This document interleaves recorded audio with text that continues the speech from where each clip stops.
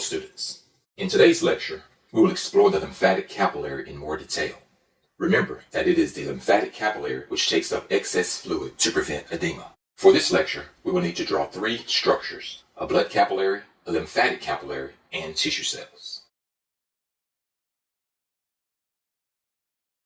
Here we have our blood capillary, our lymphatic capillary, and our tissue cells. There are a few other items that may be associated with this fluid exchange: food and oxygen from the blood capillary, and waste and carbon dioxide from the tissue.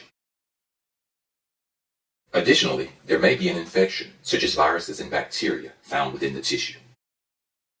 So here we have represented food, oxygen, carbon dioxide, waste, and two invaders, a bacterium and a virus. Shown here is our lymphatic capillary. The walls of lymphatic capillaries can collapse very easily. Shown here are anchoring filaments. These anchoring filaments are present to hold the endothelial cells in place. So here we have a blood capillary with red blood cells, blood plasma, food, oxygen, a lymphatic capillary with its endothelial cells, anchoring filaments, a bacterium, a virus, waste, and carbon dioxide. And we also have the tissue out here, and these tissue cells are represented here. Let's label all of these components.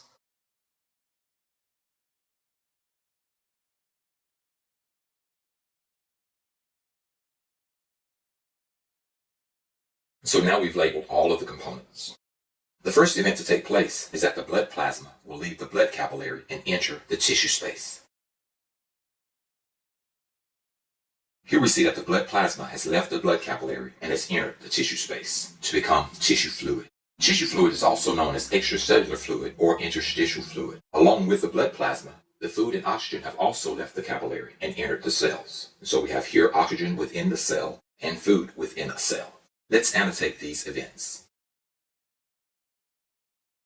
So here we have our tissue fluid, also known as extracellular fluid or interstitial fluid. We see here that the blood plasma leaves the blood capillary to enter the tissue space, becoming tissue fluid. Along with the blood plasma, the food and the oxygen have also left the blood capillary and entered the cells, and we can see that here. The next event to take place is that the tissue fluid must re-enter the blood capillary, carrying away carbon dioxide and the waste from the tissue. Shown here, most of the tissue fluid has re-entered the blood capillary, carrying away carbon dioxide and waste. However, approximately 15% of the tissue fluid remains in the tissue, and we see that here. As we can see, the oxygen and the food remain in the tissue cells. Let's annotate these events. 85% of the tissue fluid returns to the blood capillaries. 15% of the tissue fluid remains in the tissue. The next thing that we need to do is to remove this 15% from the tissue and move it into the lymphatic capillary.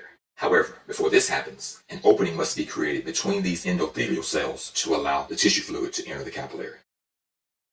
Here we see the opening between the endothelial cells. The tissue fluid can now enter the lymphatic capillary. If this step is not performed, the result would be edema, excess accumulation of tissue fluid within the tissues. Also, however, harmful microbes can also enter the lymphatic vessels through this route. Let's annotate these events. Here we see that the tissue fluid will now be able to enter the lymphatic capillary through here, along with some microbes. And shown here is the opening between the endothelial cells. Let's move this remaining tissue fluid into the lymphatic capillary. Here we have the tissue fluid inside the lymphatic capillary. At this point, the tissue fluid is called lymph, and it's shown here as this green color. However, along with the tissue fluid, we've also gained a bacterium and a virus. Lymph is defined as a clear colorless fluid similar to blood plasma, but with fewer protein. Lymph is tissue fluid found in the lymphatics. So once the tissue fluid enters the lymphatic vessels, it is called lymph.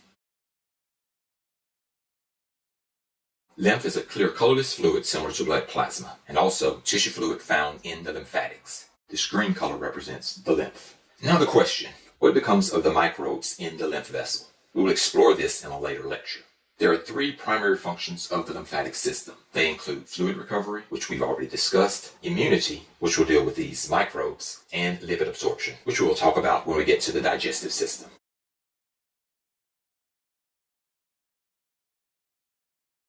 So our three functions of the lymphatic system are fluid recovery, which we've completed, immunity, which we will cover in a later lecture, and lipid absorption, which we will discuss when we talk about the digestive system. So that concludes this lecture on the lymphatic capillary.